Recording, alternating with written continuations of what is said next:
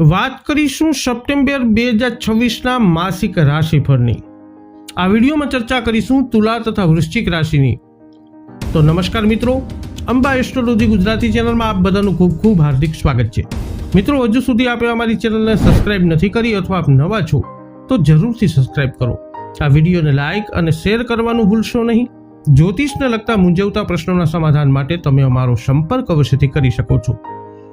મિત્રો, સર્વપ્રથમ જોઈ લઈએ આ મહિનાનું ગ્રહ ગોચર। તો સૂર્ય 17 સપ્ટેમ્બરથી કન્યા રાશિમાં ગોચર કરશે, તો 2 સપ્ટેમ્બરથી શુક્ર તુલા રાશિમાં।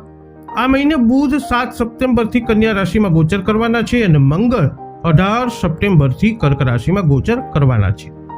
તો આ પ્રમાણેનું ગ્રહ ગોચર તમારા માટે કેવું રહેશે? આ માસના ગ્રહ ગોચર અનુસાર કાર્યક્ષેત્ર, વ્યવસાય, વ્યાપાર, નોકરી, આર્થિક સ્થિતિ, આરોગ્ય, પ્રેમ, પારિવારિક, દાંપત્ય જીવન, શિક્ષા, આ બધાની દ્રષ્ટિએ તમારા માટે કેવી પરિસ્થિતિઓનું થઈ શકે છે નિર્માણ, આવો વિગતવાર જાણીએ। શરૂઆત કરીશું આપણે આ વિડીયોમાં જેમના નામના અક્ષરો હોય છે ર અને ત, તુલા રાશિના જાતકોથી શરૂઆત કરીએ તમારા આરોગ્યથી। આ મહિને અનુકૂળ પરિસ્થિતિઓ તમારા માટે સારા સ્વાસ્થ્યનું વચન આપે છે। હકીકતમાં સૂર્ય તમને ઘણી શક્તિ અને ઉર્જા આપશે જે તમારા શારીરિક સ્વાસ્થ્યમાં સુધારો કરશે। આ બધું હોવા છતાં સંપૂર્ણપણે આત્મસંતુષ્ટ થવાનું કોઈ કારણ નથી। નાની બીમારીઓ માટે પણ તમારે તાત્કાલિક સારવાર લેવી જોઈએ, કારણ કે સાજા થવામાં સમય લાગી શકે છે અને ગ્રહો તમારા સ્વાસ્થ્ય માટે ખૂબ અનુકૂળ હોવાથી તમારે કોઈ પણ બીમારીઓને વધુ ખરાબ થવા દેવાનું ટાળવું જોઈએ। જો તમે આ સાવચેતીનું પાલન કરો છો તો ચિંતા કરવાની કોઈ વાત નથી। વાત કરીએ નાણાકીય સ્થિતિ વિશે। આ મહિને તમને ઘણા પૈસા કમાવાની તક મળશે, કારણ કે તમારી નાણાકીય પરિસ્થિતિમાં સદભાગ્ય સુધારો થશે। પ્રથમ, તમે જે મુકદ્દમામાં ફસાયેલા છો તે તમારા પક્ષમાં પરિણમશે। વધુમાં આવા નિર્ણયથી તમને નોંધપાત્ર નાણાકીય લાભ પણ થશે। સરકારી સંસ્થાઓ અથવા વિભાગો સાથે જોડાયેલા લોકો માટે આ સમયગાળો ખૂબ જ ફાયદાકારક રહેશે। તમારામાંથી મોટાભાગના લોકો અપેક્ષિત નફો પ્રાપ્ત કરી શકશે। વધુમાં રોકાણો અને નવા સાહસો શરૂ કરવા માટે વાતાવરણ ખૂબ અનુકૂળ રહેશે। તમારે આ પ્રયત્નોને સંપૂર્ણ આત્મવિશ્વાસ સાથે આગળ ધપાવવા જોઈએ।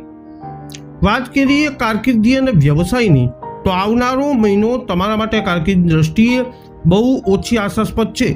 તમારા ઉપરી અધિકારીઓ સાથેના વિવાદો તમારી સંભાવનાઓને ગંભીર રીતે અવરોધી શકે છે। તેથી આવી આકસ્મિક પરિસ્થિતિઓને ટાળવા માટે તમારા મનનો ઉપયોગ કરવો ખૂબ જ મહત્વપૂર્ણ છે। સંભવિત અપ્રિય પરિસ્થિતિઓનો અંદાજ લગાવવાનો પ્રયત્ન કરો અને તેનો સામનો કરવા માટે કામ કરો। સંપર્કો ખૂબ મદદરૂપ નહીં થઈ શકે, તેથી તમારે તમારી કુશળતા અને પ્રયત્નો ઉપર આધાર રાખવો જોઈએ। મુસાફરીના સંકેતો છે, પરંતુ તે અપેક્ષિત લાભો નહીં આપી શકે। કામ પર કોઈ પણ રાજકીય પ્રવૃત્તિઓથી સાવચેત રહો। આવી પ્રવૃત્તિઓમાં સામેલ થવાનું ટાળો, કારણ કે તે તમારા માટે હાનિકારક હોઈ શકે છે। વાત કરીએ તુલા રાશિના વિદ્યાર્થીઓના શિક્ષણની, તો આ મહિને તમારા શૈક્ષણિક પ્રયત્નોમાં કેટલાક અવરોધોનો સામનો કરવો પડશે, કારણ કે ગ્રહો અનુકૂળ નથી। તમારામાંથી મોટાભાગના લોકો આત્મવિશ્વાસના મૂળમાં હશે અને વિગતો અને તકનીકી કુશળતા શીખવામાં મુશ્કેલ પડશે।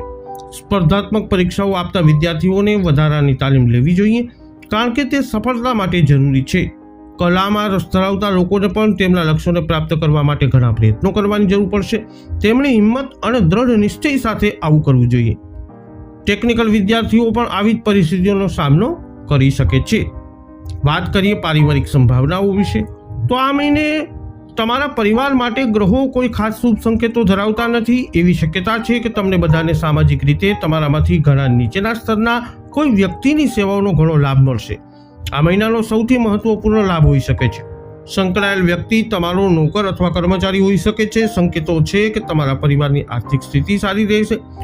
હકીકતમાં તમે આ બાબતોમાં ચોક્કસ સુવિધાની અપેક્ષા રાખી શકો છો। બાળકો તેમના અભ્યાસ અને અભ્યાસેતર પ્રવૃત્તિઓમાં સારું પ્રદર્શન કરશે। એકંદરે આ મહિનો તમારા પરિવાર માટે મોટા ભાગે સંતોષકારક રહી શકે છે।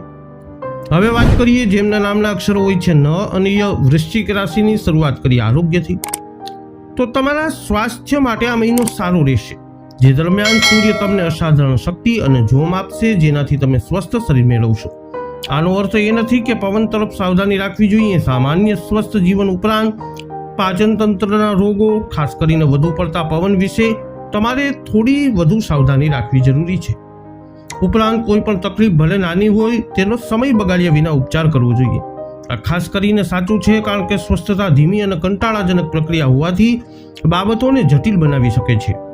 આ મહિને ચિંતા કરવાની કોઈ જરૂર નથી, કારણ કે ગ્રહો તમારા સ્વાસ્થ્ય બાબતે પ્રત્યે ખૂબ અનુકૂળ છે.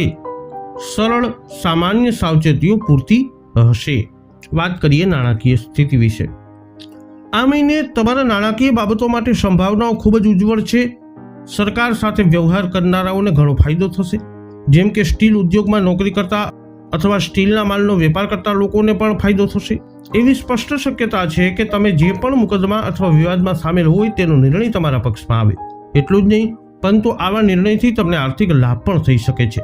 તેથી તમારે આ સમયગાળા દરમિયાન આવા કોઈ પણ વિવાદોનો નિર્ણય લેવા માટે કામ કરવું જોઈએ.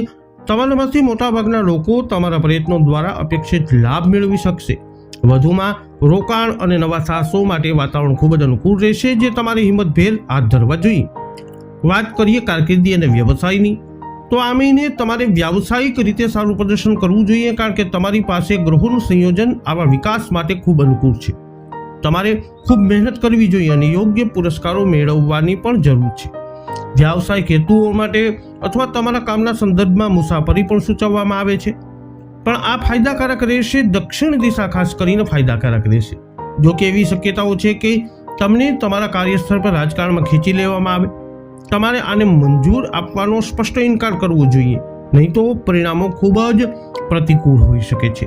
આ ઉપરાંત તમારા હાથમાં વ્યાવસાયિક રીતે લાભદાયી મહિનો છે. વાત કરીએ વૃશ્ચિક રાશિના વિદ્યાર્થીઓના શિક્ષણની, તો આ મહિને તમારા માટે મોટાભાગના લોકોને તમારા શિક્ષણમાં ક્યાંય પણ પહોંચવા માટે ખૂબ જ વધારે પ્રયત્નો કરવા પડશે.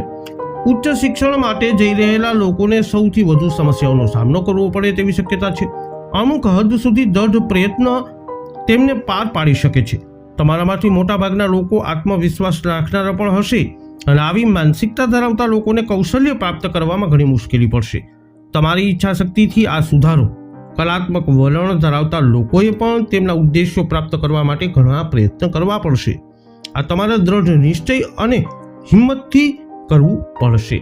વાત કરીએ પારિવારિક જીવનની, તો તમારા પરિવારના કલ્યાણની દ્રષ્ટિએ આ મહિનો ઉત્તમ રહેશે, કારણ કે આ મહિને તમારી સામે રહેલા ગ્રહો અને નક્ષત્રો ખૂબ જ અનુકૂળ છે. પરિવારનું વાતાવરણ ખૂબ જ સુખદ રહેશે. સભ્યો વચ્ચે સુમેળ રહેશે અને ક્યાંય પણ મતભેદનો કોઈ સંકેત જોવા મળશે નહીં. નાણાકીય રીતે પણ તમે ઘણું સારું રાખી શકશો અને પરિવારની કુલ આવકમાં વધારો થશે, જે ખરેખર નિશ્ચિત છે. આનાથી તમે બધા આરામદાયક સ્થિતિમાં રહેશો. બાળકો તેમના અભ્યાસ અને અભ્યાસેતર પ્રવૃત્તિમાં સારું પ્રદર્શન કરશે. આ વધારાના સંતોષનો સ્ત્રોત રહેશે. એકંદરે થોડી સમસ્યાઓ વિના લાભદાયી મહિનો રહેશે. તો તુલા તથા વૃશ્ચિક રાશિના જાતકો, વૈદિક જ્યોતિષશાસ્ત્ર અનુસાર સપ્ટેમ્બર મહિનાનું ગ્રહ ગોચર તમારા માટે કંઈક આવી પરિસ્થિતિઓનું કરી શકે છે નિર્માણ. આ વિડીયો અંગેના તમારા અભિપ્રાય, તમારા મંતવ્ય કોમેન્ટ કરી જણાવજો. વિડીયોને લાઇક કરજો, શેર કરજો. હજુ સુધી આપે અમારી ચેનલને સબસ્ક્રાઇબ નથી કરી તો અવશ્ય કરી લેજો. ફરી મળીશું નવા વિડીયોમાં. જય અંબે.